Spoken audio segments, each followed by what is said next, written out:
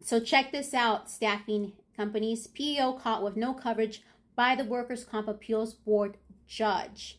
So this PEO, right over here, the name Employers Outsourcing, was caught with no coverage on a workers' comp case. Long story short, they're ready to settle this claim by compromise and release. And the judge asked them if they had any workers' comp. And they pretty much called them out. And they testified that they had no coverage. So this is why you have to be very careful with the PEOs that you do business with. You want to be with PEOs that have a great reputation. And that is also another reason why several companies are no longer accepting EORs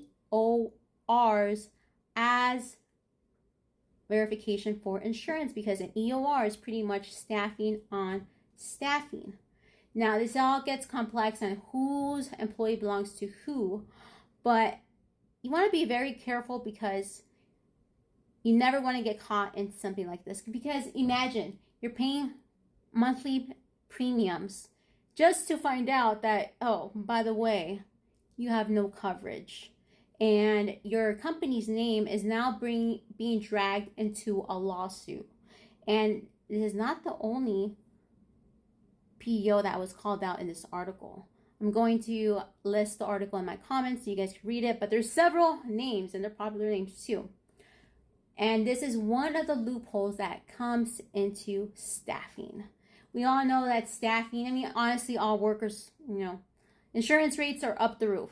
But when it comes to staffing, yes, they're expensive, especially when nowadays, as you guys have experienced, there's a lot of clients that want you to be pretty much under 23 points, and it's very hard for a staffing agency to compete. Let me reiterate that.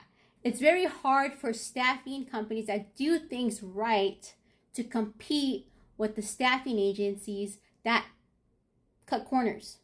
And it is a huge mess. And right now, you guys, as you guys can see, these type of crooked things are starting to leak out. You want to be careful, and it is very important that you stay compliant. And I will be speaking in June along with 4 other specialists who work in this industry. Could tell you tons of stories, but it comes down to compliance, ethics, and sometimes, when you're starting off, you don't know, right? Because if you're starting a staffing agency, how are you supposed to know that this name is, has a great reputation or doesn't? But you want to be very careful. Make sure that you review your options with your broker and you have the right ones. That's why, when I hear a random PEO that comes up with a new program, I'm very eerie about it. I'm very fishy.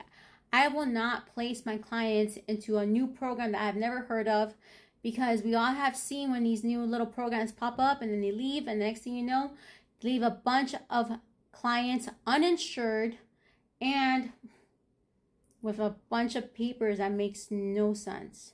So be careful.